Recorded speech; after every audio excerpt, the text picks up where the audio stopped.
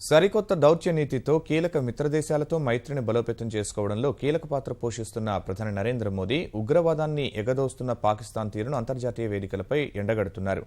ఇటీవలే G20 సదస్సులో దక్షిణాసియాలో ఒక్క దేశం మాత్రమే తీవ్రవాదాన్ని ఎగుమతి చేస్తోందని దుయ్యబట్టిన మోదీ లావోస్లో జరిగిన తూర్పు ఆసియా దేశాల సదస్సులోనూ అదే వ్యాఖ్యలను పునరుద్ఘాటించారు. అంతర్జాతీయ చట్టాలను గౌరవిస్తూ సముద్రాల్లో స్వేచ్ఛా ప్రయాణాలకు భారత్ మద్దతిస్తుందన్న మోదీ దక్షిణ చైనా సముద్రంపై పెత్తనం సరికాదని చైనాకు హితవు పలికారు.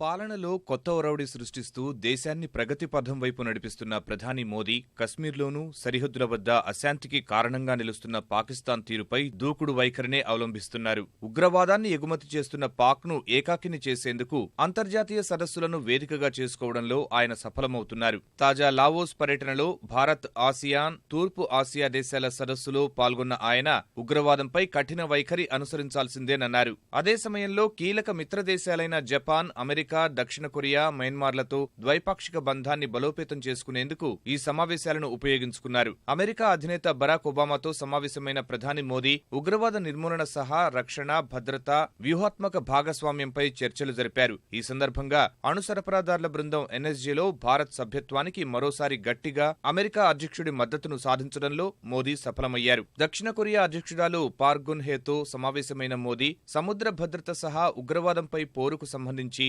చర్చలు జరిపారు. మయన్మార్ విదేశాంగ మంత్రి ఆంగ్ సాన్ సూచీతో సమావేశమైన మోదీ ఆ దేశ పునర్నిర్మాణ విశేషాలు తెలుసుకున్నారు. పాడి పరిశ్రమ, పశుసంవర్ధక, వ్యవసాయ రంగాల్లో సహకారంపై చర్చించారు. చైనా అధ్యక్షుడు షీ జిన్పింగ్ తో సమావేశమైన మోదీ పాక్ ఆక్రమిత కశ్మీర్ మీదుగా చేపట్టిన చైనా, పాకిస్తాన్ ఆర్థిక కారిడార్పై అభ్యంతరం వ్యక్తం చేశారు. లావోస్ ప్రధాని తాంగ్లూన్ సిసోలిత్తోనూ ద్వైపాక్షిక అంశాలపై చర్చలు జరిపారు. ప్రపంచ భద్రతకు పెనుసవాలుగా మారుతున్న ఉగ్రవాదాన్ని ఎదుర్కోవడం ఉమ్మడి బాధ్యతంటూ 14వ ఆసియాన్ భారత్ శిఖరాగ్ర సదస్సులో సభ్యదేశాలకు మోదీ పిలుపునిచ్చారు. Face of growing traditional and non-traditional challenges, politico-security cooperation is a key emerging pillar of our relationship. Rising export of terror, growing radicalization through ideology of hatred, and spread of extreme violence define the landscape of common security threats to our societies.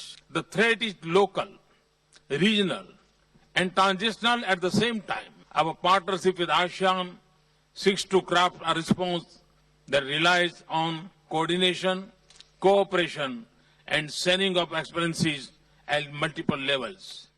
వాణిజ్యానికి అత్యంత కీలకమైన దక్షిణ China సముద్రంపై పెత్తనం మొత్తం తమదేనంటూ ఇరుగు పొరుగు దేశాలను బెదిరిస్తున్న China వైఖరిని తూర్పు ఆసియా దేశాల సదస్సులో ప్రధాని మోదీ తప్పుబట్టారు. అంతర్జాతీయ చట్టాలను గౌరవిస్తూ సముద్రంలో స్వేచ్ఛా వాణిజ్యానికి భారత్ మద్దతిస్తుందని ప్రకటించారు. బెదిరింపులు, బలప్రయోగం సమస్యను సంక్లిష్టం చేసి శాంతి, సుస్థిరతలను దెబ్బతీస్తాయంటూ కమ్యూనిస్టు పాలకులకు హితవు పలికారు.